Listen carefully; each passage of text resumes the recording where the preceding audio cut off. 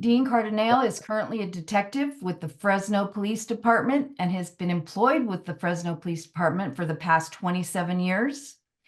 Dean has 20 years of narcotics experience. Since 2015, Dean has been assigned as a task force officer for the Drug Enforcement Administration in Fresno, California. Recently, he created the Fentanyl Overdose Resolution Team, FORT, which consists of special agents and TFOs from DEA and Homeland Security investigations. The FORT focuses on solving fentanyl overdoses with or without a fatality and conducting investigations involving the distribution of fentanyl in the Fresno County area. We are very happy to have Mr. Cardinale here with us this afternoon. And with that, I'm going to go ahead and turn the presentation over to him. Well, thank you guys for having me today. I'm very excited. Anytime I can share the word with fentanyl with anybody, it's really appreciated. Like I said earlier, I've been with the police department for almost 27 years. I started a team over here called the 14, and what we do is we respond out to fentanyl overdoses and overdose deaths, and we treat them like homicide scenes, and we try to identify the person or persons who provided that poison to our victims. I like to let you know right up front that some of the things I'm going to show you today is a little upsetting, a little disturbing. I got some body cam video of some parents actually losing their kids to fentanyl. And really, that's one of the reasons why we started this FORT team, the Fentanyl Overdose Resolution Team, back in 2020. Unfortunately, we were seeing a large amount of kids between the ages of 15 and 18 overdosing and dying off of fentanyl. So we started this team to try to slow down, seeing this in those young kids. I could tell you my personal opinion on fentanyl, and like I said, I've been in law enforcement over 28 years. I've never seen anything like this particular drug that's impacted our youth as the way it has here locally and all over the country. I teach this class all over the country. And again, they're seeing the same thing that we're seeing here in Fresno. It's that younger generation. And I believe that people that are selling this poison is targeting our younger generation. So anytime I get a chance to do this presentation and spread the word, it's just a great thing. Also, many of you might have kids yourselves, grandkids, nieces and nephews, or whatever. This is information I want you to share with them also, because I know the only way we're going to slow down this momentum is sharing this information and getting the word out. So we started a 14 in 2020, and we've been going strong ever since. Who's comprised of this 14?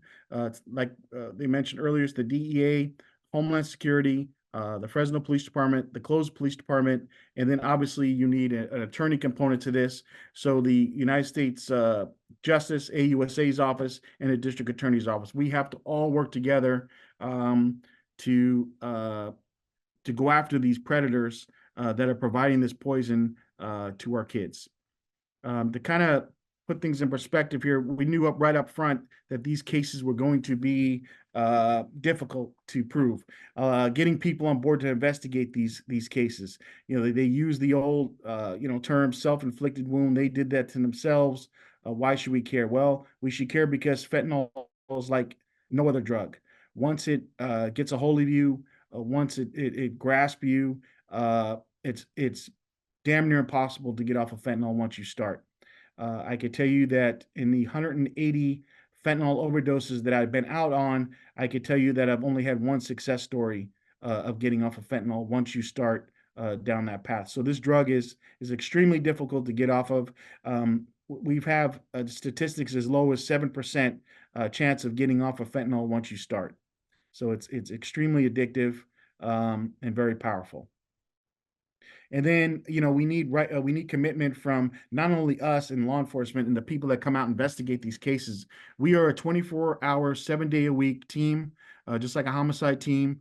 We established a 1-800 number through Homeland Security where our officers can call in when they go to a fentanyl overdose scene. That gets patched through one of my team members, including myself. We triage the call, we triage that, the information on the call, and then we respond out to the scene, and we try to figure out who provided that poison to our young adult. I can tell you that fentanyl has no boundaries. It affects every walk of life. We've had a Fresno police officer lose their son to fentanyl. We had the supervisor of the Drug Enforcement Administration in Bakersfield lose his 18-year-old son to fentanyl. So these have no boundaries, and it can affect anybody at any time in any family here. And then obviously they're time consuming, investigating these cases. We solve these cases by getting into the cell phones. So obviously that's the biggest part of our evidence, is getting in there and trying to figure out who was the last person that they talked to, the victim talked to, and trying to track down that particular person who gave them that particular poison. What I'm going to show you next is a body cam video of a call that I received on July 4th, I believe it was 2021. This house is actually right around the corner from my house. And I want to kind of give you folks a perspective on what we're dealing with, these scenes, when we go out to these scenes, and the devastation that the parents go through, obviously finding their son or daughter deceased. Call 1, call on Sunday, August 9th, 2020, 5:12 and 46 seconds p.m. 911 state emergency. I don't know what happened. My son's dead. I need somebody here now. How old, ma'am, how old is your son? He's 21. Okay. What's the address? What's the address, honey? It's 6859 West Beechwood. No. I'm going to show you the body cam video. As this body cam is getting set up, it takes a few minutes for the sound to come on because it's a body cam video. But this is a 21-year-old male. Mom went in to wake him up for breakfast, and she found her son deceased. And this is not unusual to see cases like this, where the parents go in the next morning to find that their kids like this. These kids are ordering up this stuff on a Snapchat or a social media outlet, and overnight, and this is where they find their son or daughter.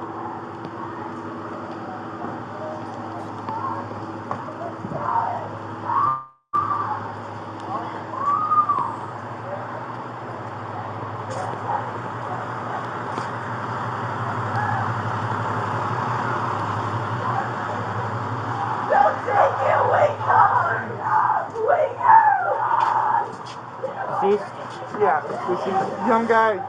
Okay. Young guy.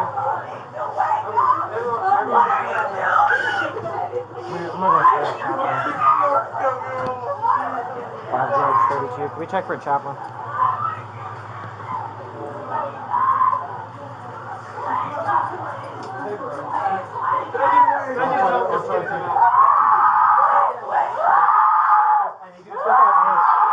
Everybody out of the room.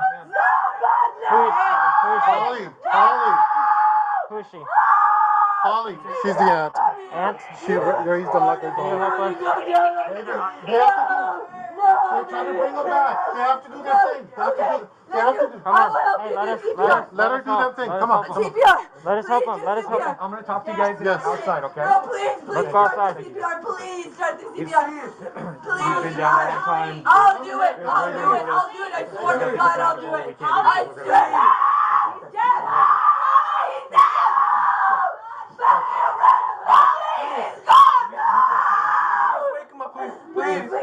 You can't start CPR. Why can't you do CPR? Let's go in Please do and I'll CPR. explain to you what's going on. Just wake him up. Let's go in there. We'll talk to you. I need to not do CPR on him. He's dead. He's dead. So just devastating to go to those scenes. We were averaging about 4 to 5 a week within in that age group, and then we knew we had a problem, and we wanted to slow down the momentum of moms and dads walking in and finding their kids like this. That's how powerful this poison is. And not only that, but when you go into these scenes and see things like that, we advise law enforcement, whoever walking into those rooms, could there be still fentanyl in that room? Could there be still fentanyl on that bed? Could there be still fentanyl in that area where our officers are walking in, they're allowing those family members to come in. And a lot of times, because of the properties of fentanyl, it acts real quickly. Once you ingest fentanyl, it takes about 2 to 3 minutes until you feel the effects of it. There's going to be evidence there at the scene, and there's going to be fentanyl still in that room. So we have to advise law enforcement when they're going in there to make sure that they're careful, of their surroundings, of not bumping up against this fentanyl. And then also the devastation that we've seen with the families, moms and dads, when they lose their kids like this, especially in their house, they never get over the loss of their son and daughter. And I've never seen a drug like this that's had this type of impact on families, and how quickly we're losing that age group to this poison. As you can see here, to kind of put things in perspective, last year there's 107,000 fentanyl deaths, and these are the ones that we know about. Here in the United States. That's why I say, they're targeting, us Americans on this poison to try to make as many fentanyl addicts as they can as possible. Because the addiction part of it, once you start, you pretty much have a lifetime, unfortunately, fentanyl addict if you can kick the habit or get off of it.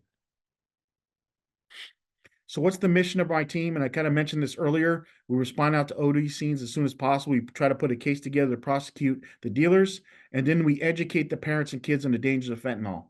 And I could tell you right now that the education part of it is huge.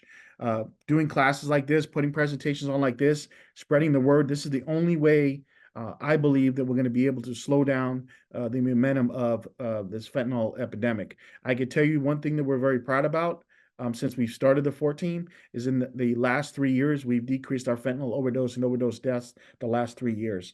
And that has contributed to not only going after the predators that provided this poison, but the educational component that I've started here and my team has started here in Fresno, and I'll share with you later on. I can tell you also, as an instructor, as a presenter, I'm going to give you some tools at the end of this presentation that I can send to you. It's actually video links that you can use in your own areas or provide to your own schools to slow down this momentum. And then obviously one of the other things is the safety portion of this, and getting out there and talking to folks on the dangers of fentanyl and going to these scenes and what to look for. So just some real quick stats. 21, we responded out to about 83 overdose and overdose deaths. Majority of them were kids between the ages of 16 to 21. We had about 60 deaths. We seized approximately 24,000 fentanyl pills, which is a lot. And then we made about 24 arrests. The one thing I noticed too is when these cases and with these people that are selling this fentanyl, majority of the time they are armed with guns. And then as you can see, we decreased our fentanyl overdose to 50, which is still a lot, 25 fentanyl deaths, and we seized about 50,000 pills. So when we talk about fentanyl, this is not the medical use fentanyl. This is not when you go into a hospital, when you get fentanyl for pain. This is a synthetic opioid that's coming from Mexico, and I'll kind of talk about that a little bit here in a minute. But one of the things that we have to understand is the addiction part of it. And one of the things that I did in the beginning when I started my team is I knew that we needed to get a toxicologist on board with our team to kind of explain to us the effects that fentanyl has in the body, because it helps us when we're investigating these cases and also talking to these victims to understand what they're going through on the addiction part of it and on the addiction end of this. So what I did was I made a video of my toxicologist and it'll put things in perspective on exactly what we're talking about when we're talking about this fentanyl and the effects it has on the body. Fentanyl is an opioid medication that is most frequently used in hospitals, actually, for controlling people's pain. It's a very strong opioid pain medication. And the reason why a lot of people haven't heard of it is because it's not typically prescribed as a pill, because it's so strong that it's really usually only used in the hospital or in the care of end-stage cancer patients with very severe uncontrollable pain. And now what we're seeing is that this opioid, which is far more powerful than morphine or heroin, is being found in a contaminated pill supply in the whole United States. Fentanyl is a purely synthetic opioid. So whereas heroin is natural, that means it comes from a plant, the poppy plant, the opium poppy. Fentanyl is purely made in a lab. So there's nothing natural about it, and it is most typically made in labs in China and transported over to North America, either through Canada, United States, or Mexico, or the precursors are made in labs in China and other countries and then transported to North America, where then they are processed and manufactured into pills and then transported into the United States or moved around in the United States for trafficking. Well, typically medically, we're giving it for people in severe pain, and so it works to decrease their pain. When somebody is in severe pain, it really directly acts on the opioid receptors in your body to mitigate pain.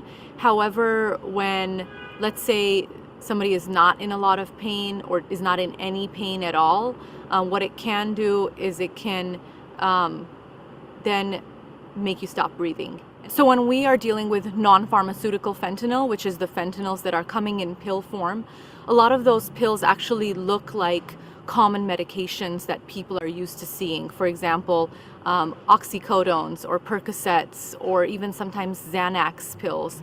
And that's because when drug cartels that are basically producing these pills are making them, they're using pill presses that look like pills for pharmaceuticals that are currently marketed to fool people. And it's pretty easy for the most often Mexican drug cartels to get a hold of the ingredients used to make these fentanyl pills, as well as the pill presses. And so they're able to produce thousands and thousands of pills that might look like a Percocet, for example. A lot of them are small, round, blue pills with the M30 imprint that look like a regular pharmaceutical pill, but they're not. They're produced illicitly, and this is something that that cartels and even lower level drug dealers are able to produce and then sell. I see fentanyl overdoses on a weekly basis, if not more often. It's very common now to actually just even see them in the emergency department and then either admit them to the hospital or watch them for a few hours and send them home. And we've even seen many fentanyl related deaths as well. So the typical fentanyl overdose patient will not be breathing very well. So they'll be breathing very shallow and also very slowly, sometimes not even breathing at all. If you look at the pupils in their eyes, they'll be really small and constricted, and they'll basically be comatose. They'll be unresponsive. So those are the three main things that we see, which is the small pupils, comatose, and not breathing very well. Fentanyl pills don't care about what color your skin is, what your sexual orientation is, what your socioeconomic status is, how much money you make, where you live. It cares nothing about all of this. It affects everybody equally. And so that's what we're seeing too, is that it's young people, but it's people of every type of person living in every neighborhood in our region. It does not discriminate. And so it's an equal opportunity destructor in a sense. We are so fortunate to have Dr. Armeni as part of our team. She gave me, majority of the knowledge that I have on fentanyl, and understanding what this poison does to your body is a big key on how we solve these cases, and how we sympathize with our victims, understanding what they're going through. I can tell you that when we respond out to these scenes of fentanyl overdose, and let's say, for example, they survived and we find fentanyl at their house, these are not folks that we are going to arrest. We consider them victims. We are trying to find out who provided this poison to them, and we try to seek them, to get them help, to get them off of fentanyl. And that's one of our biggest goals for my 4 team, is to do that, to try to help these folks, get off of this and help the family. So kind of put things in perspective, that's a lethal dose of fentanyl right there in the middle. About only takes about 2 milligrams of fentanyl to overdose. It might even take less depending on your tolerance level, but that's about the general size of how much it takes to overdose off of fentanyl. So, like Dr. Armenian was saying, where is this stuff coming from? The precursors are coming from China and India. They teamed up with the drug cartels in Mexico, and the drug cartels are pill pressing these fake M30 pills, these fake fentanyl pills, and distributing them throughout the United States. This is one example of a seizure that we made that came across the Mexican border here in California. That's 450,000 fentanyl pills, which was heading up to the state of Washington, which had enough pills there to kill the whole state of Washington. So these pills are coming across the border in droves. And the only one sole purpose that I can think of is to make our, us addicted to fentanyl, where they have long-term fentanyl users. These are what the actual pills look like. They are blue. As you can see, they're kind of bluish white in color, off light blue. Have the letter M on one side, 30 on the other. What you see on the other side there is that white powder with the blue binder. That's actual fentanyl pills that have been cut up. So if you see something similar to that, that's what that is. I could tell you that in all these pills that we've seized, these M30 pills that we've seized, not one did not have fentanyl in it. So you can almost bet that if you do come in contact with one of these pills, there's a very, very good chance that it's going to have fentanyl in it. Well, I mean, if this doesn't tell you who they're targeting, this is called rainbow fentanyl pills or Skittles. The drug enforcement, I'm sorry, the drug cartels have now colored these pills and call them Skittles. And if that doesn't show you who they're trying to target, and that being kids, why do you have to color these pills and why do you have to call them a candy if you're not targeting a certain generation or our kids, which really makes me upset. So what are some of the prices of these pills? So back in 21 here in Fresno, they're about $25 to $30 a pill. Right now, they're about $10 to $15 a pill at 22. 23, they're about $8 to $10 a pill. And we were just negotiating here in Fresno for about $1.50 a pill. Between $1.50 and $2 a pill. And on the border cities, about 50 cents a pill. So you could just imagine if they could charge 50 cents a pill, what the profit margins are on these pills. I did this class up in Ketchikan, Alaska, and they were getting somewhere in the upwards of about $90 a pill, and that's only because it's difficult to get it up there in that neck of the woods. You ask yourself, well, why has the prices decreased so quickly? I have an opinion on that. I just think that they've accomplished what they want to accomplish, and they flooded the United States with these pills. That's why they were able to decrease the prices on them. I'm going to tell you about this case right here. This is a case study. This was a actual, and I'm kind of put things in perspective here. And these were kids. This kid here is, I like to consider him a predator, an 18-year-old predator who infiltrated a high school here in Fresno. And this kid's sole purpose, and I'm going to show you the message that he had on his phone once I identified him. But I received a call of a 15-year-old that had overdosed off of fentanyl. He survived. And he identified that particular gentleman there, Fabian Garcia Palacios, who's an 18-year-old adult who was selling this stuff at a local high school. And I wound up getting enough evidence to go serve a search warrant at his house, where I had an additional amount. I think I got 90 more of those M30 pills from his house. But one of the other things that I got was his cell phone. And what was interesting, in his cell phone, he had this Snapchat message basically saying that he was there to make as many opiate and homeless kids as possible during his senior year. And that really affected me because I know the addiction part of it. And when you say something like that, that's just, that's something that just can't be overlooked. So trying to get kids addicted to high schools is just not It's not a good thing. Where is all this stuff occurring on? It's occurring on Snapchat, Instagram, Facebook Messenger. So let's say, for example, your kid's having a bad day, or you didn't pass the math test, or you didn't pass the English test, or whatever it might be. This Fabian kid sees this. They see, that particular kid's down that particular day. He'll send a Snapchat message over to that particular victim, basically giving a shopping list of what he's got for sale.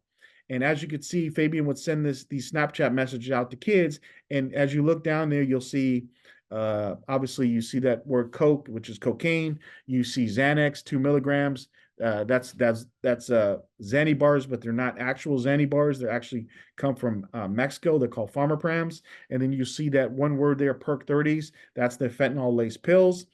And then you'll see these Muy Minis or Diamond Boy carts. Those are vape cartridges. And I don't know if, where your folks are from, but I could tell you in Fresno, we have a huge problem here in our high schools, even middle schools, of kids vaping, nicotine, vaping wax pens, weed pens, whatever it might be, and they don't know the dangers of that either. And then you see he actually posts up in a Snapchat on exactly how much he'd be charging for the pills. This is a Snapchat conversation between my victim and the suspect.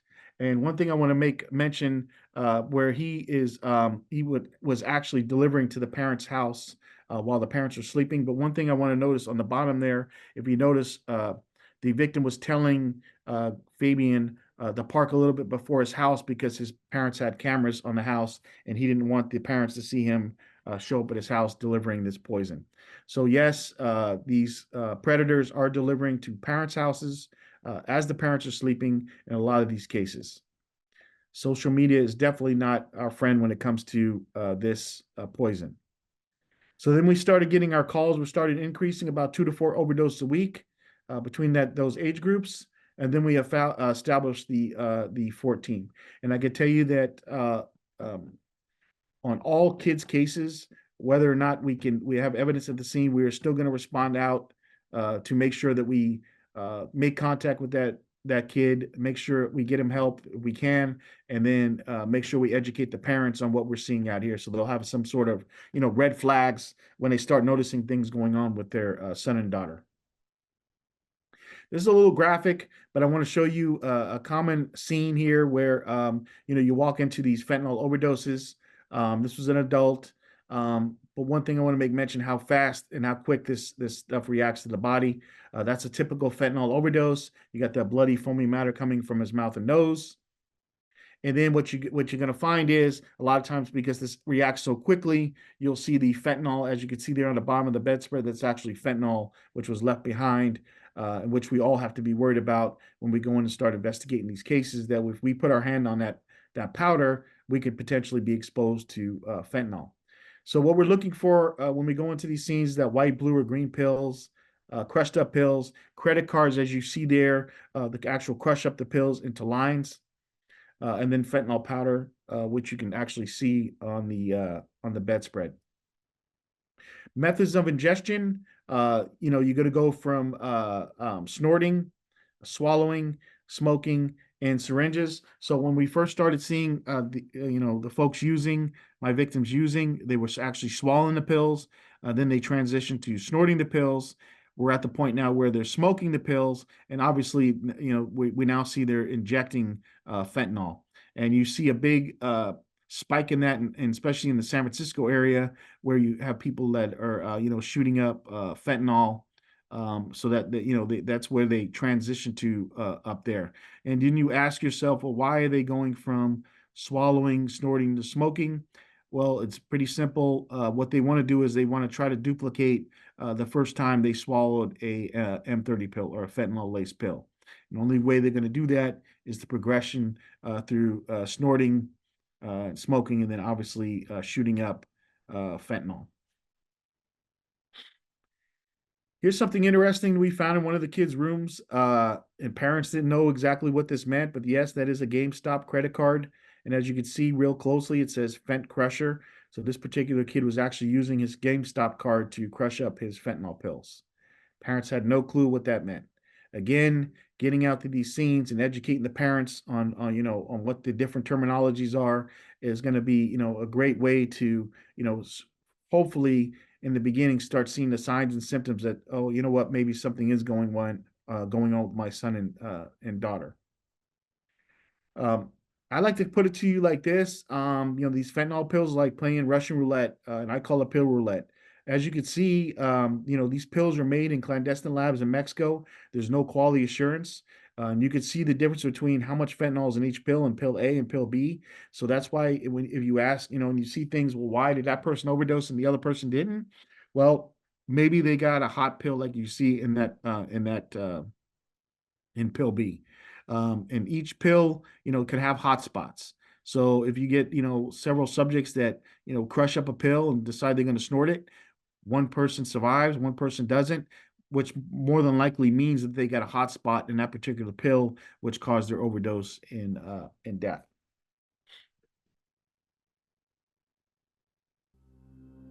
I want to set this video up for you folks. So I think I was mentioning earlier that I had one success story of a person that's been able to stay off of fentanyl. The kid I'm going to show you next, his name is Julian Carvajal. And Julian Carvajal, I came in contact with when he was 17. He was a full-blown fentanyl addict, had overdosed. I think he told me somewhere between 10 and 15 times before I got to him. But this was my only success story, and I'm very proud of him. We communicate to this day. Matter of fact, we did a school presentation yesterday together. I made a video of him, which you're going to watch here. But this video that I'm going to show you, I allow schools, you know, to play this video in their schools to show the addiction part of it. I can go out and speak with schools, but this Fabian connects more with these kids, and they relate more with Julian, and they can understand his progression on how he started using fentanyl. And one of the other things that I got from Julian is a lot of the information I provide to you folks, I got from him actually as a fentanyl addict, on the effects it has on the body, the addiction process, how he got started, what the addiction feels like, what being dope sick feels like. I was able to get all that information from him and share it with my classes and share it with you. And one of the other things I got from Julian is when I go out and interview kids his age, I need to be able to understand exactly what they're going through. And a lot of times, initially, when I go out to talk to these kids, of course, they're going to lie to me about, you know, where they got it from and, you know, and how they started. But being able to relate to them and Julian give me that information, I'm able to do a better job in communicating with these kids to try to figure out who provided that poison to them.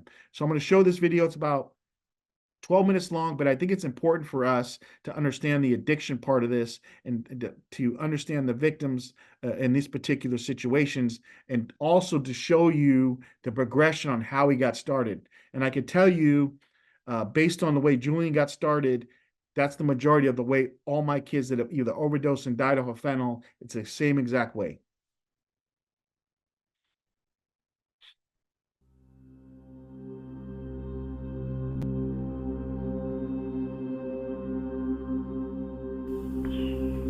My name is Julian Carvajal, and I'm 19 years old, and this is my story on how I started doing fentanyl.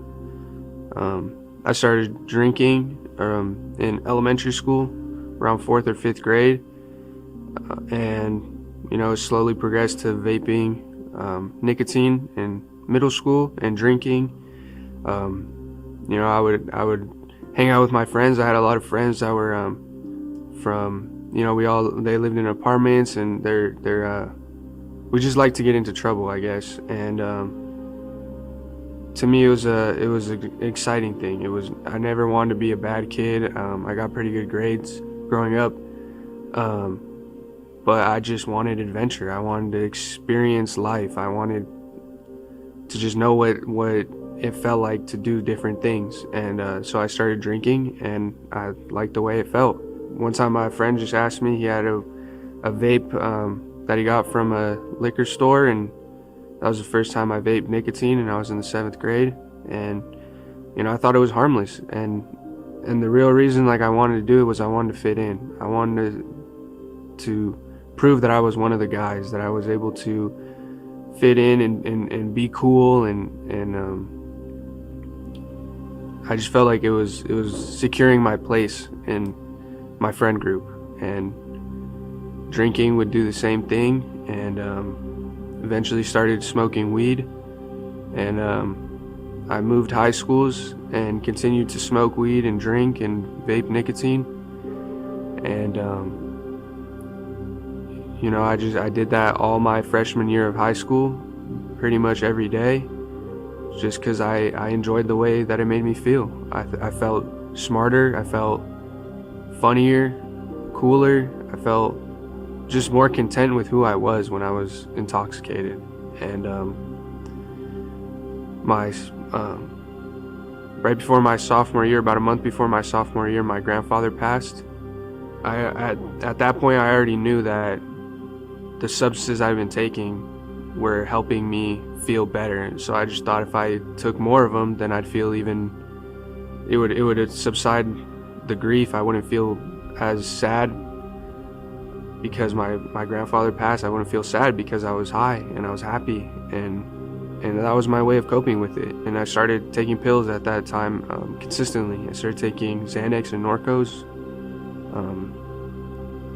almost every day, and I really liked opiates, so I continued taking Norcos and moved up to Percocet.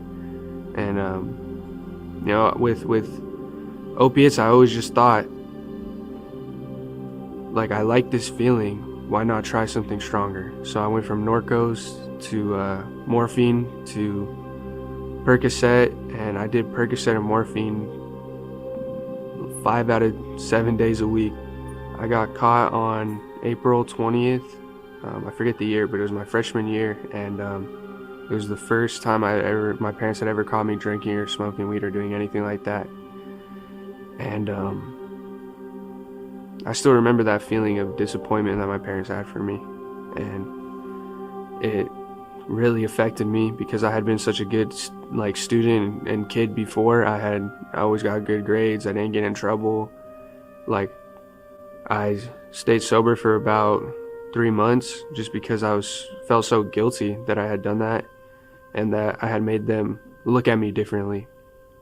And at the time, what I wish I would have been able to see is that my parents still cared about me. They still loved me, and that's why they're disappointed, because they knew I had more potential than to just smoke weed and drink all day, every day. And I wish I was able to see that potential myself. So sophomore year, I really got heavily into pills, and I'd get caught by my family or by school every 6 months or so, and I would pretend to be, I'd get sober for a week maybe, and then just pretend to continue being sober and continue using.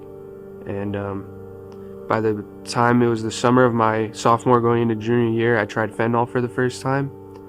I did not know it was fentanyl the first time I tried it.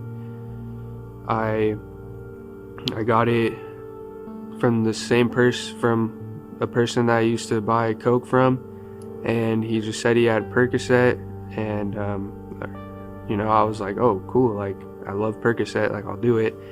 And I remember it was the blue pills that you see on the billboards everywhere, and this was about 4 years ago.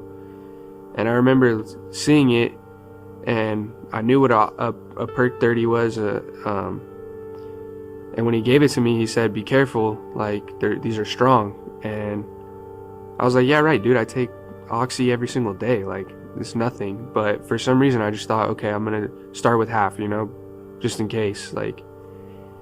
And I remember I took that half a pill, and I could not stand up for 6 hours. I laid in my bed.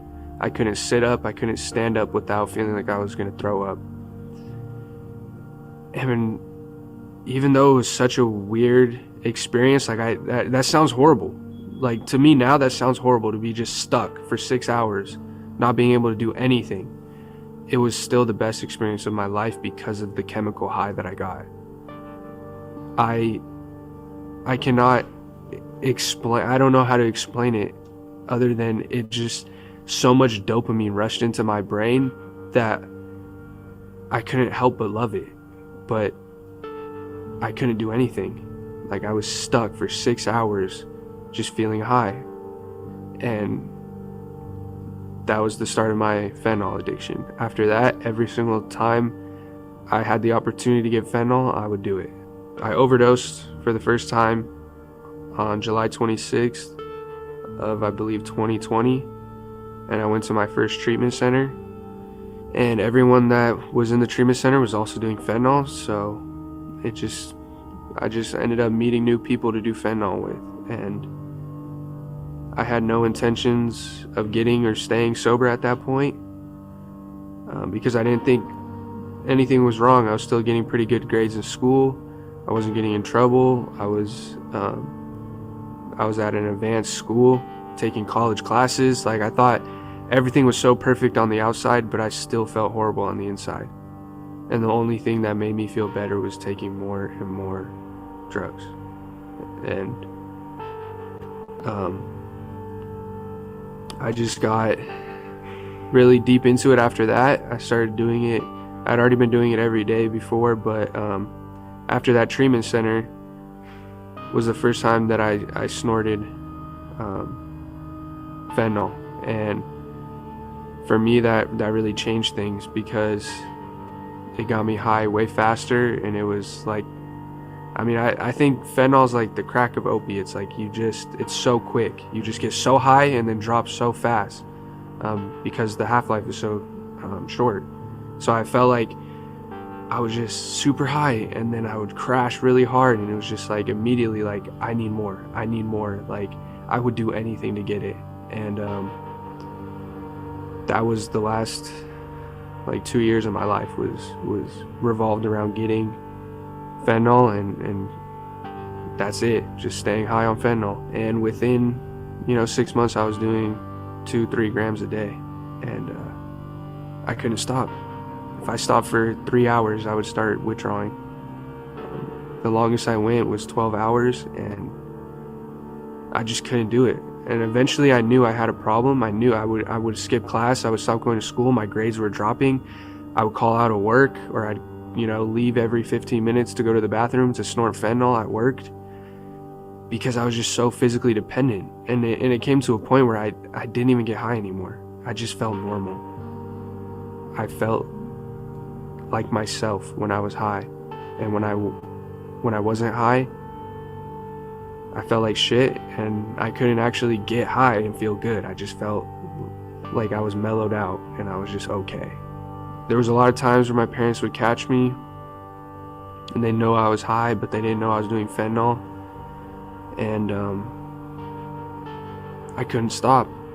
I would have my phone taken, my car taken. I'd have everything taken besides my bed, and my door was not allowed to be closed. And still, within an hour of being reprimanded for using drugs again, I'd be doing fentanyl. And I just could not stop. After all the consequences, nothing in the world mattered more to me. And I knew deep down I didn't want to live like that. I didn't want to be addicted to fentanyl for probably a year before I actually got sober. I couldn't stand being addicted, but I couldn't stop. And I knew I was probably going to die. I overdosed 4 times, and twice in one day. And it was worth it. To me, it felt worth it to feel that high. And looking back at it, is so depressing what my life turned into. That I let a tiny little pill control everything I did. It meant nothing. And my entire family didn't even want to be around me anymore. I couldn't, even when I was there physically, I wasn't there mentally. I would nod off on the couch while my whole family was over celebrating my cousin's birthday or something. And I couldn't even be there. And every 20 minutes I'd have to go in my room to snort more fentanyl. And I just couldn't function. For me personally, I was able to stop doing other drugs. I would be able to stop drinking, smoking weed, stop Xanax, Percocet. The only thing I could never stop, no matter how badly I wanted it, was fentanyl. And it's the only drug I've had that's taken my friends. In the last 2 years, I probably lost about 8 friends, and I've gone to their funerals. The most recent one was about 2 weeks ago. So I'll be going to a funeral pretty soon for a friend that I've known for over a year now, that we got sober together, and he relapsed and he's dead now. I've had friends who haven't even made it to 18 because they used fentanyl. For kids, don't do that to your parents, man. I've never felt more guilt and shame and pain than hurting my parents and seeing how my addiction affected them, just because I couldn't stop. And if you are addicted, seek help, because there's nothing wrong with you. It's you know, there's something different about you than there is about some other people, but you are able to get sober. I thought I would never be able to get sober, and I did it, and I've been sober for 15 months, and I haven't smoked weed, haven't drank, haven't done fentanyl, and I plan to never do it again. And my family welcomes me now. I get to go back home. I live at home again, and I get to see my family every day. I get to spend time. I get to hold my nephew. I got to hold my nephew when I was 3 months sober, when he was born. I wouldn't have been able to do that if I was still using. Everything that I thought fentanyl would give me, all the confidence that I had doing fentanyl, I thought that I would be able to conquer the world, and it took everything away from me. And sobriety has given me everything that fentanyl promised me. And I never want to give this up, because I have a life I couldn't even imagine. Even with the drugs and alcohol, all those dreams I had that I thought they would give me, I couldn't even imagine that I'd ever feel okay with myself like I do today. And I'm just so grateful I'm able to tell other people that it's possible to never do fentanyl again. And that you don't have to be one of the statistics. You don't have to be just another number that's dead. You don't have to see your friends die. I do this because I want to save my friends. I don't want to go to another fucking funeral. I really just don't. I can't stand knowing that some little crumb of a substance is killing people like it is. I never tell people that, like, oh, you know, if you drink or smoke weed, you're 100% going to become an addict and addicted to fentanyl, but that's what happened to me. I mean, it was all really a coping mechanism. Like, I just wasn't happy with who I was, and that's a normal part of growing up, and I was not able to accept that. Like, you're supposed to be uncomfortable when you're a teenager. You're supposed to not like how life is because you're growing. And now I love being uncomfortable because I know I'm going to be in a better place in a month or in a year. Whenever I'm uncomfortable, it means I'm growing and that I'm going to be better than I was yesterday. And for me, it took a lot of effort to really think that way, but I'll never go back. My life is a lot better now, and I hope that what I went through is all worth it as long as I see other people get sober, and hopefully someone doesn't have to go through what I went through, because they see what it could do to you and what it will do to your family and all your loved ones.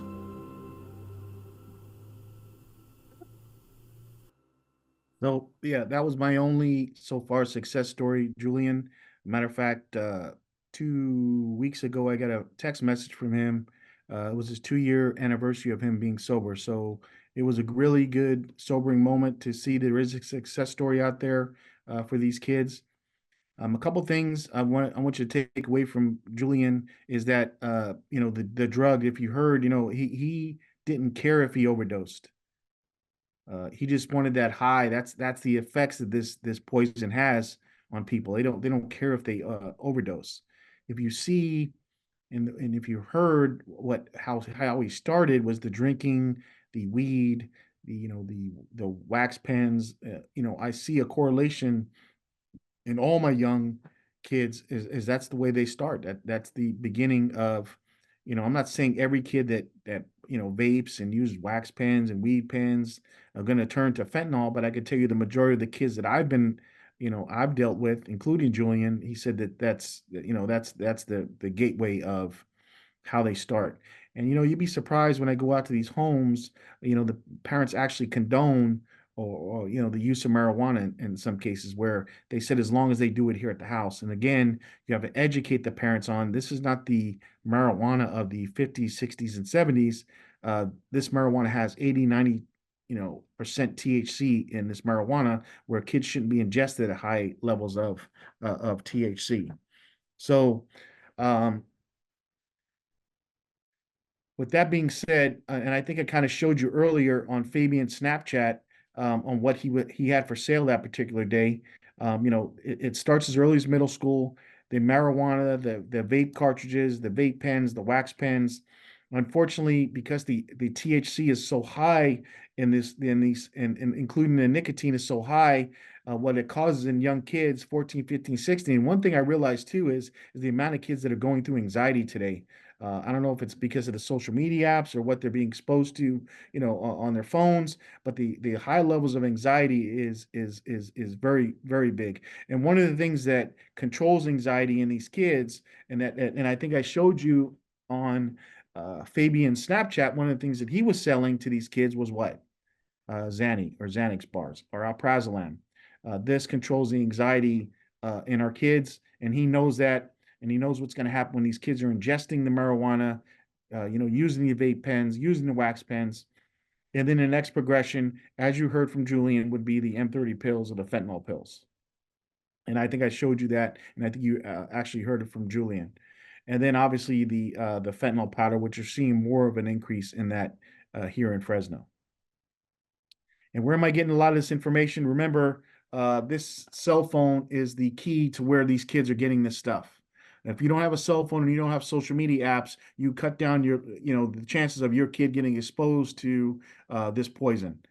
And how I solve these cases and how I figure out who's done this is getting into their phones, getting into their Snapchat, and getting their social media accounts to figure out who provided that poison to them. And I'm just going to go through this real quick, but if you don't know, these are what those vape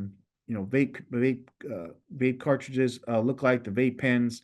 These are majority of the schools here in Fresno. You can walk into the bathrooms, you see kids vaping all the time. The vaping of the marijuana. Like I said earlier, the THC resins between 45 to 50%, in some cases high as 85 to 90%. Smoking a vape cart today with wax is almost smoking like 200 joints back in the day. And studies have shown that vaping in young kids causes anxiety, depression, and obviously lack of motivation. Right? What's in this stuff? It's all cancer-causing, chemicals. And what we're now starting to see in kids is, burnt lungs, impaired breathing, loss of teeth, so on and so on. We've had some cases where we had kids that had to actually get double lung transplants from vaping. So again, this is another educational part of it that when we get out to these schools, we tell them about the dangers of vaping and using wax pens and weed pens. Here's a kid that had to actually have a double lung transplant. These kids think this is cool when they're vaping and they're videotaping themselves on Snapchat, Instagram, whatever it might be. Yeah, again, you have to educate them that this is where you can end up possibly, right? Another kid, 17-year-old, vaping since 8th grade. Again, getting the message out. Same thing with this young lady here. Wanted to start a vaping campaign. Obviously the explosions that are occurring with these vape cartridges, they're actually getting sued now. I don't know if you know who owns the Juul company, but it's Philip Morris, the cigarette company. And how do they entice our kids to start using vapes? Is by flavoring them, making different flavors to get them to start using that. Fentanyl use. So kids are actually seeking out fentanyl now. And like Julian said, why are they seeking it out? In 2020, when we first started this, did they not know what they were getting? Yeah, I would believe that. Today, is it the same type of situation? No. You actually have to seek out the fentanyl because if you do not, you're going to get dope sick. You're going to get drug sick. And like Julian said earlier, he was using about 2 to 3 grams a day. When he was doing the pills, he would have to get one of those fentanyl pills every 3 hours so he wouldn't get drug sick. So that's about 8 to 10 pills a day that he would have to get so he wouldn't experience getting drug sick.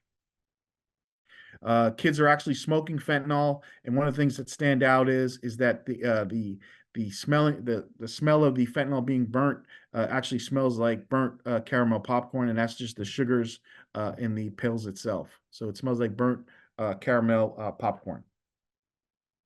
And what we've noticed when we had when we have an overdose with kids, they actually had, and we're kind of going to talk about the Narcan, but they actually had their own Narcan in their rooms.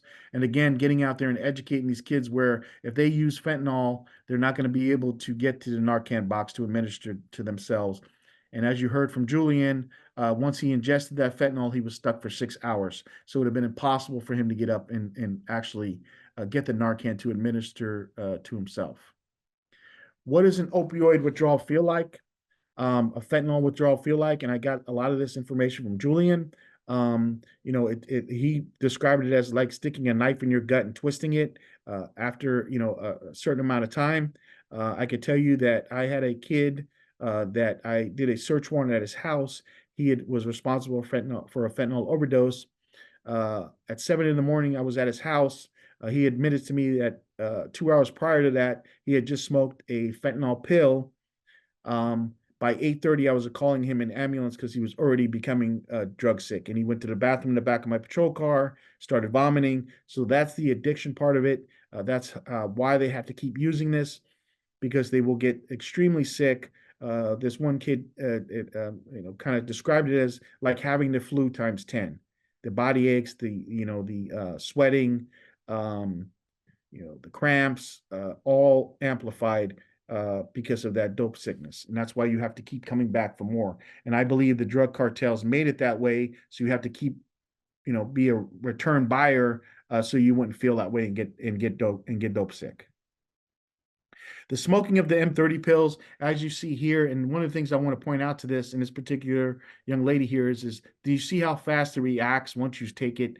That's her. She was actually smoking an M30 pill, but she didn't even have time to get the lighter and the pipe out of her hand. And what we call this here is called the fentanyl death pose. Normally, once you ingest it, the way you lay is the way you're going to be found. It's the same thing as the Jay Harika video earlier, where his mom found him in the bunk bed, Indian style. That's exactly the way he ended up once he ingested the fentanyl. So it acts with your body extremely quickly. Some terminologies for fentanyl. If you ever hear these terminologies, this is what they're talking about. This is what they're describing those pills. We have Fent, Blues, M30s, 30s, China White, Fenty, White Girl, Perks, Percocets, Fetty, and then Fetty with 2 Ds. And it's the common terminology that you would hear if somebody's using fentanyl or if you see it on the phone. Those are some key terminologies that we'll see. This brings me to my next case study, and I want to show a few things that's going to stand out to you. This kid's here. His name's Jacob Fide, a 16-year-old, overdosed multiple times, full-blown fentanyl addict. Actually, I was out on him twice on New Year's Eve. His mom's a nurse practitioner, comes from a good family, but these parents were just at their they were just they just didn't figure out what they were going to do with him. Been to rehab several times, but again, a full-blown fentanyl addict. Jacob Fida went out on New Year's Eve. I thought I got through to him at the hospital. He survived that overdose. Unfortunately, the next day when he got released from the hospital, the doctor prescribed, at that time prescribed Narcan. Mom went by and got Narcan from the drugstore, took Jacob Fide home. Jacob Fide was insistent with his mom, hey, can I go out with my friends? She said no, and he wound up inviting his girlfriend over to the house, a 16-year-old girlfriend, over to the house. And call one. Call I'm going on to play the 911 call, and I'm going to play the body cam video. I'm going to point out a few things. Call to one. that video. Call on Friday, January 1st, 2021, 7:08 and 7 seconds p.m. 911, state your emergency. We need an ambulance, please. What's the address? 13. What's the address here? 2359 East Carter Avenue. So what we found out later is that Jacob Fide had a portion of that M30 pill in his sock and decided that when he got home, he was going to use that that with his girlfriend, who was never has never used fentanyl before. So he was gonna introduce her to it.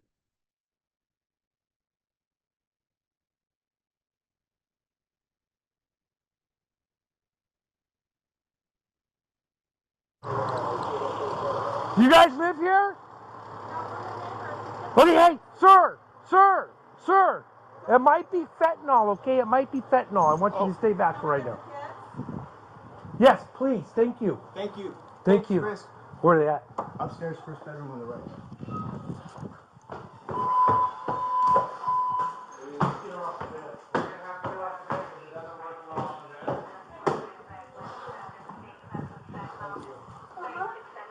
Looks like we got one conscious now. Okay. One is Just watch. I'm worried about fentanyl, so just be careful. Yeah. I don't know where it could be. One's already been hit with Narcan. Okay. No, I think he's talking about contacting us. Contacting you guys. Like So just. fentanyl and stuff like that. Hey, let's not worry about that. Let's get her off of there.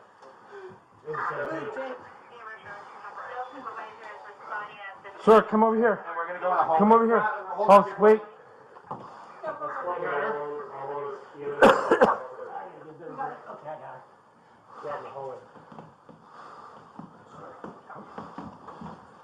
Can someone throw the lights on? Yeah. Cap, will you get the bags? Yeah, bring them. Hey, they need to know, what did you guys use? I don't know what Well, whatever she used, you used. Okay. Okay, so what were you smoking? Sweet. Okay, have a seat. Just sit down, because they hit you with Narcan, dude, so it's not going to last that long.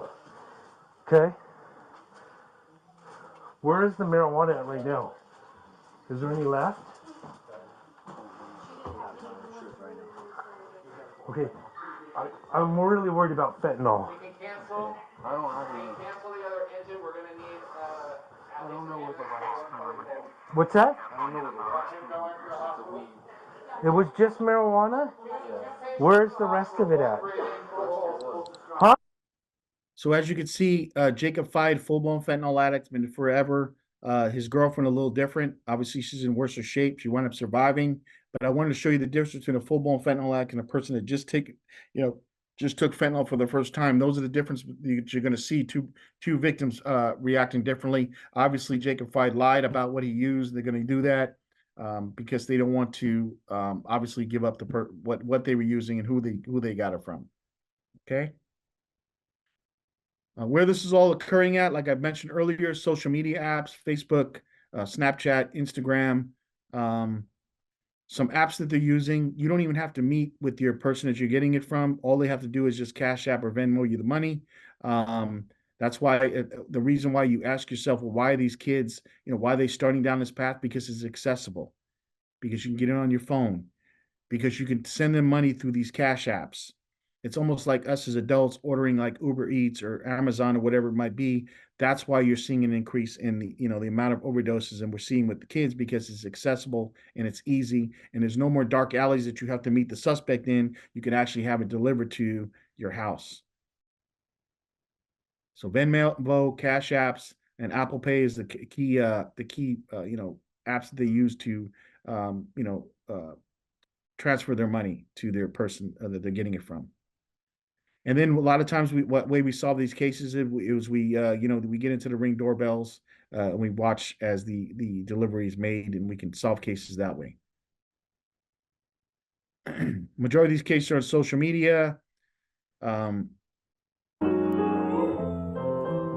17-year-old Zach Didier was an overachiever, a straight-A student, musician, athlete, performer. His mom, Laura. Yeah, he had a great drive and determination and a work ethic, but underneath it all, he had a huge heart.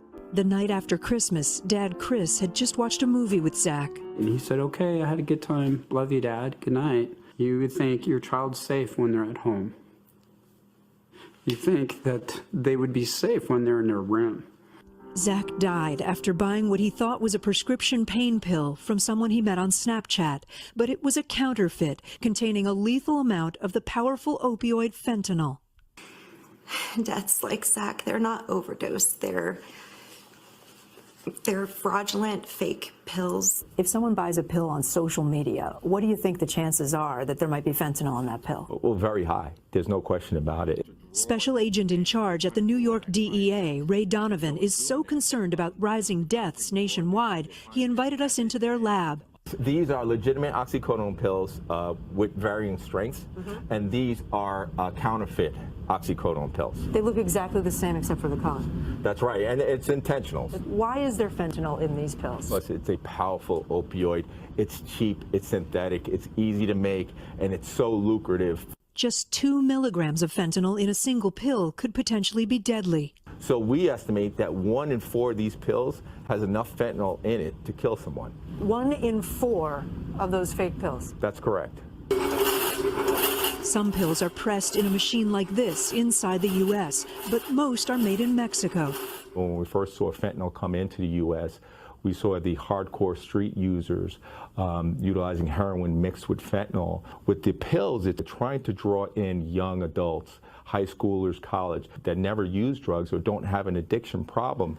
Chris and Laura recently attended the arraignment of a man charged with selling Zach the counterfeit pill that led to his death. They want him held accountable, but what they want most is for others to learn from their pain.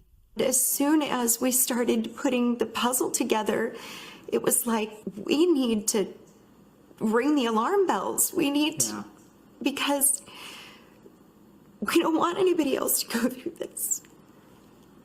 We don't want anybody else to go through this.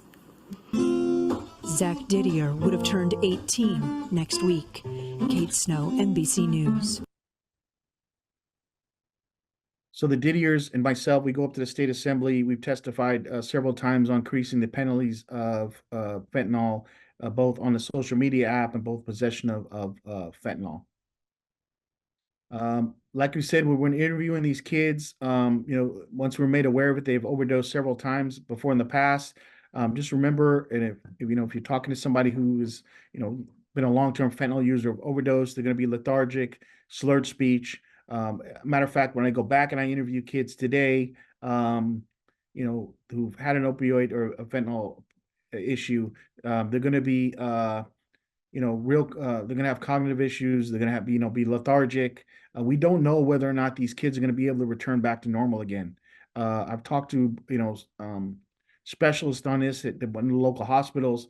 As your brain is still forming till the age of 25. If you overdose multiple times, obviously there's going to be some effects, long-lasting effects that we're going to see in these victims, in particular with the kids.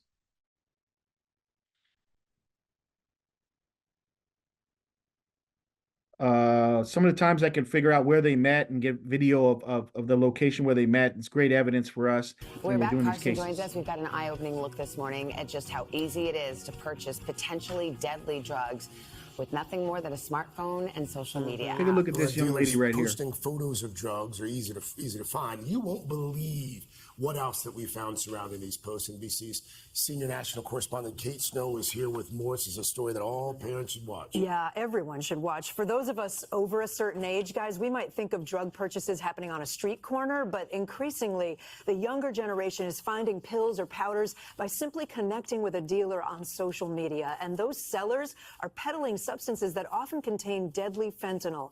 We wanted to better understand how it's all happening, and we were surprised to see drug content in close proximity to ads for products you use every day. More Americans died of an overdose last year than at any other time in history. The Biden administration calls it an epidemic. 66% of those deaths involved fentanyl, and it's not hard to find. Where was your daughter getting drugs? So often she used social media apps to find dealers. So she could pretty much find someone no matter where she was with her phone. She had constant access. Didn't realize just how easy it was for her to have drugs delivered basically to our door. How easy was it? It happened like calling an Uber. Deb and Stu Schmill lost their 18-year-old Becca in 2020.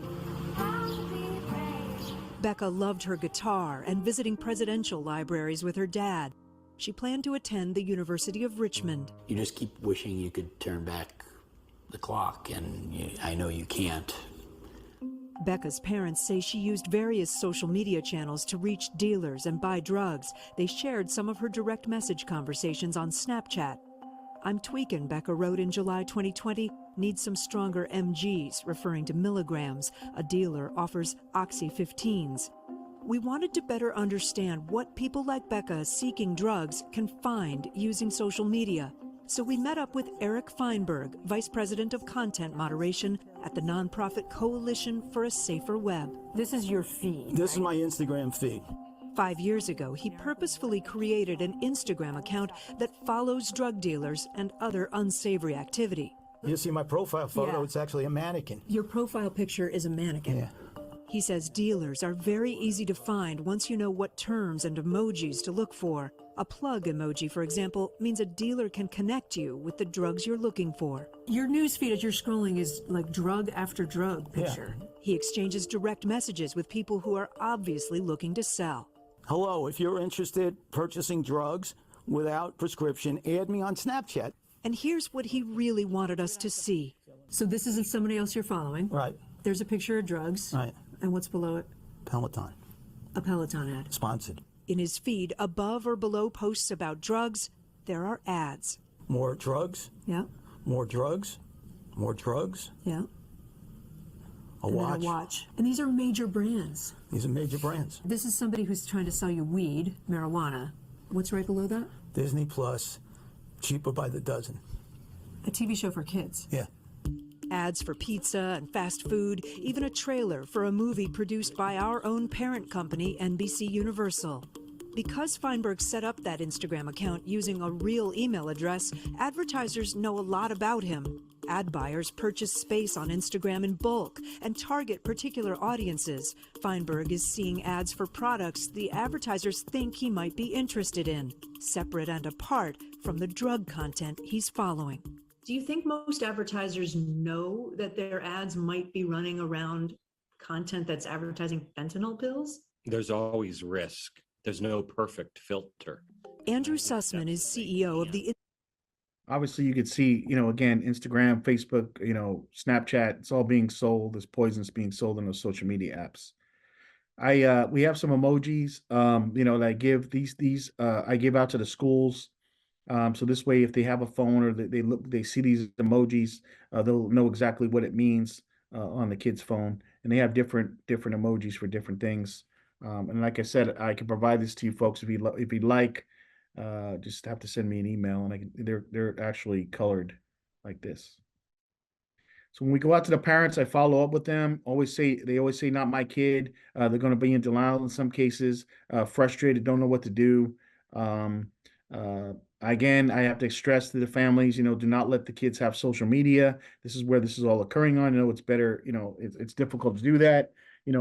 And also that when I go out to these overdose scenes where a kid has survived, I take their phones because I want to figure out who provided it to them.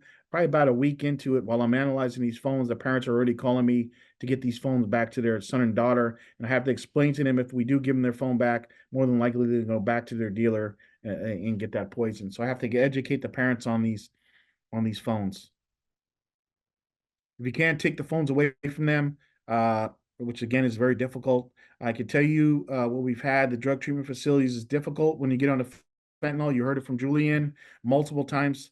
I think what it's going to take is maybe a year-long facility to even have a chance of getting off of fentanyl because it's so powerful. I can kind of share a story with you where I had a 17-year-old who went to Mexico for a drug treatment facility. I guess they apparently have a good one over there.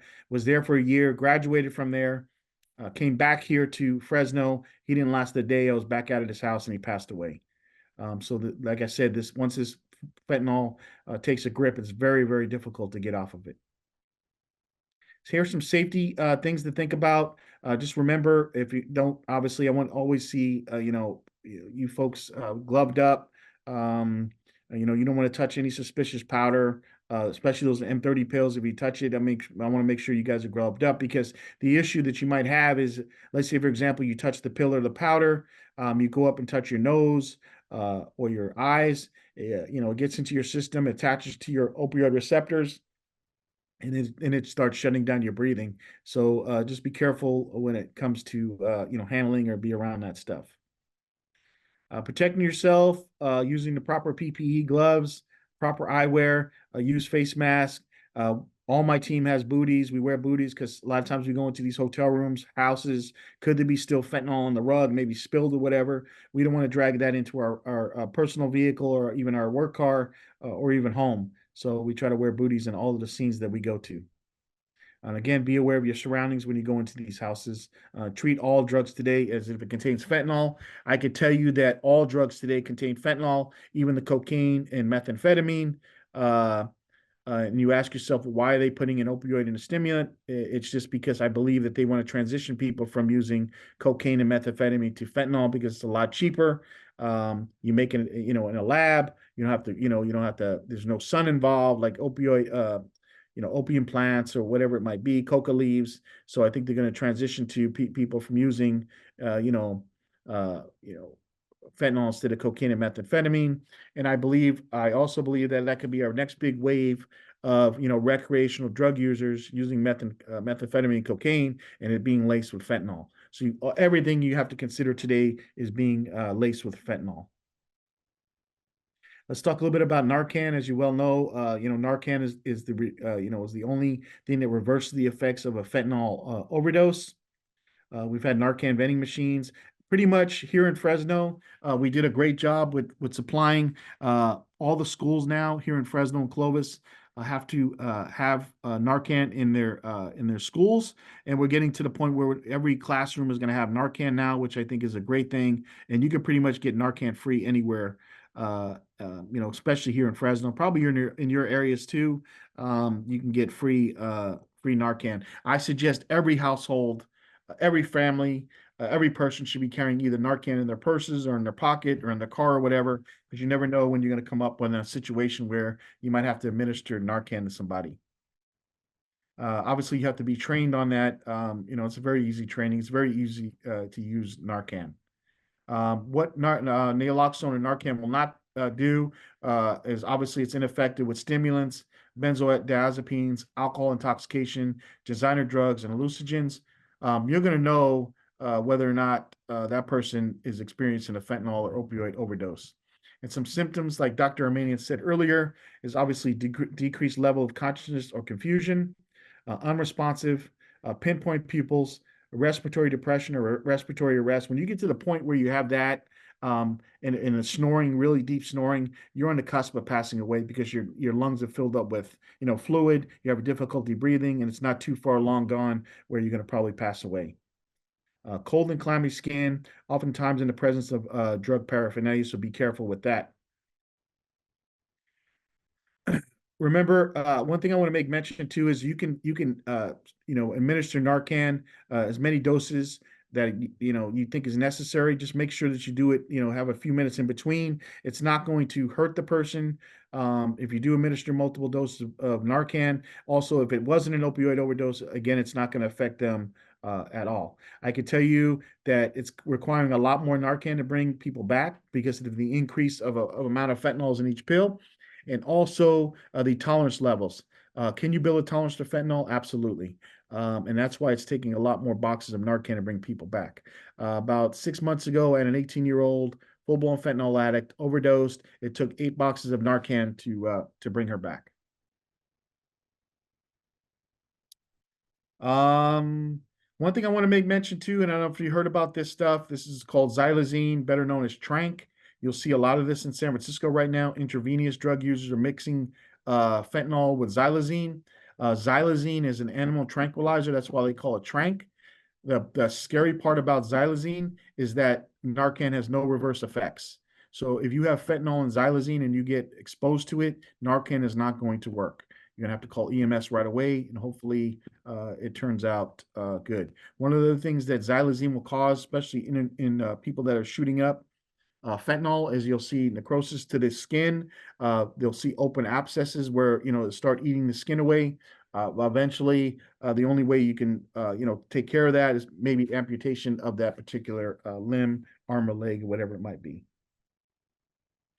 So, like I mentioned earlier in the beginning, one of the things that I'm very proud about, and one of the things that I think that slowed down the momentum of the fentanyl overdose and overdose deaths here in Fresno is our advertisement and our educational campaign that we've started here in Fresno, and we knew that would play a big part of this. So, one of the things that we did here in Fresno is I made a Emmy-nominated documentary. It's a 50-minute documentary called Killer High. And if you want this documentary, I can send it to you in a link via email.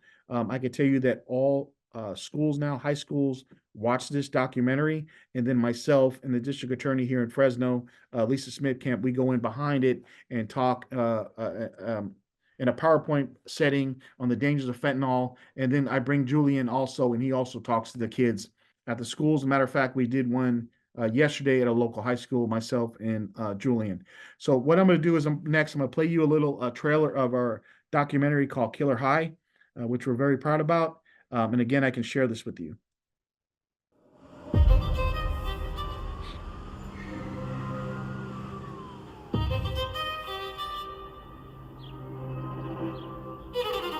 Recent overdoses are shining a spotlight on the trouble with opioids in the Central Valley, especially among teenagers. And these days, fentanyl is front and center. The reason why a lot of people haven't heard of it is because it's not typically prescribed as a pill. These aren't being produced in United States laboratories. They're coming in from all over the world, predominantly our southern border through Mexico. It only takes one time. It's not something that you ever want to try, ever. And it's like playing Russian roulette. You don't know what you're getting. Good luck. 911, take emergency. Got two people that are, looks like they're OD. I don't know what happened. My son's dead. I Not one, but two kids that were foaming at the mouth, gray, purple, completely unresponsive. I thought he was cleaning up. I thought he was getting better. I trusted him, and I shouldn't have. You don't even have to meet your drug dealer anymore. You can purchase these drugs through social media, and you can actually pay through apps. And every parent will tell you, God, I wish I would have known about this. How do you not know about this? Fentanyl pills don't care about what color your skin is, how much money you make, where you live. It's an equal opportunity destructor in a sense. This isn't just another drug. You're not just gonna wake up with a sick to your stomach feeling or a hangover. You're not gonna wake up. That's the difference.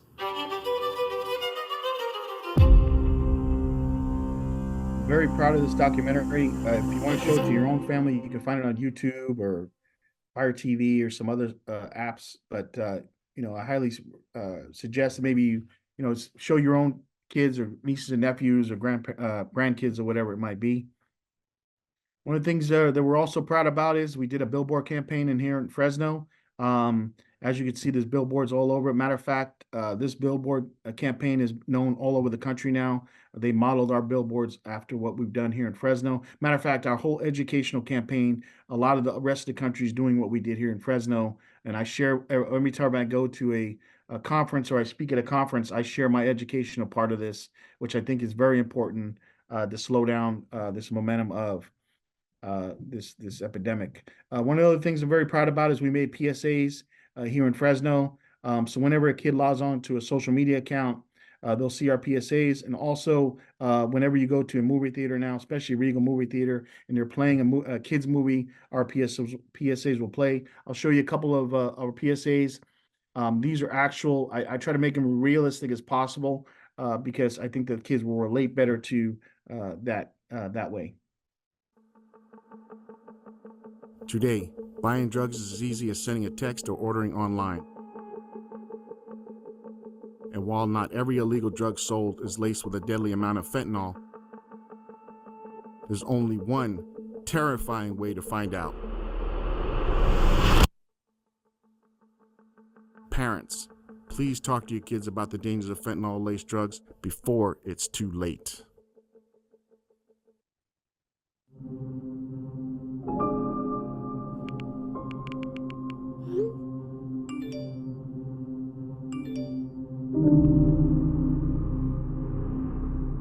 Oftentimes when I go to scenes like that, you'll see the phone open and you'll see their friends or boyfriend or girlfriend trying to get a hold of them. Hey, you okay? You're not answering your phone.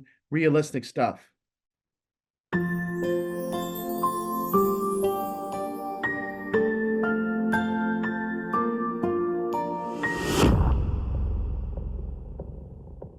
different languages. I go to different parts of Fresno where there's different languages, so I try to hit every aspect of it. We're coming up, let's see, some recommended reading if you're interested. Here's some books that I picked out to kind of understand the opioid crisis and where it's, how it started.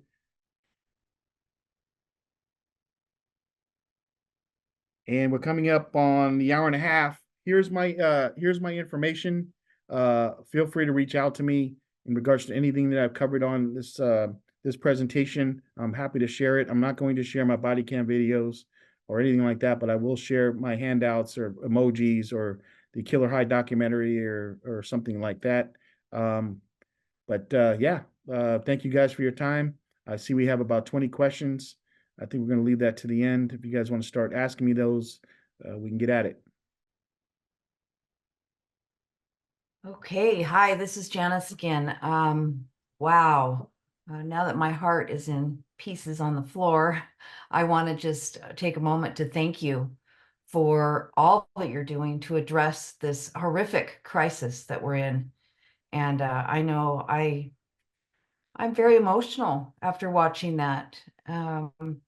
Detective Cardinale, thank you from the bottom of my heart. And I'm sure many, many people on this webinar feel the same way. Our families are being targeted and poisoned, and it's scary. And I've shared some films with all of my family because you just don't know.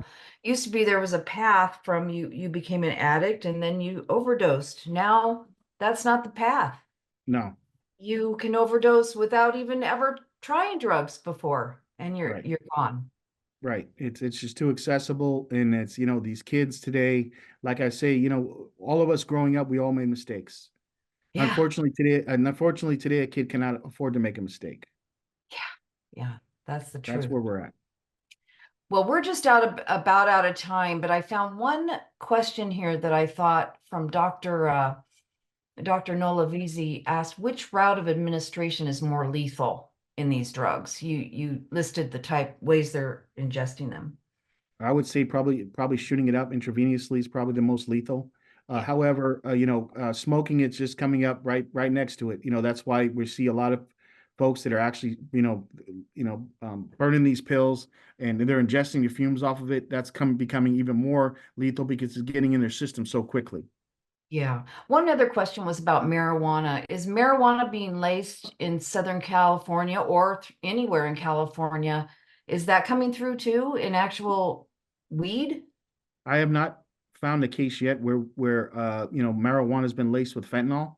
However, I'm not saying that couldn't happen, but I've not had a case or found a case yet that's where that has happened yet. All right. Well, you have many, many accolades. I will share the chat with you so that you can read those. We are out of time, so I'm going to go ahead and stop you, and I'll send you all the emails. We have so many emails that people want your materials, your video, your links, and that kind of thing. So we will, I'm sure there are 127 people on the phone call. I am confident that all of them will take what you've taught us today and take it out into our own communities and make Perfect. Yes. Perfect. Okay, well, thank you. I will clap you're for welcome. everyone. We appreciate you so much. You're welcome.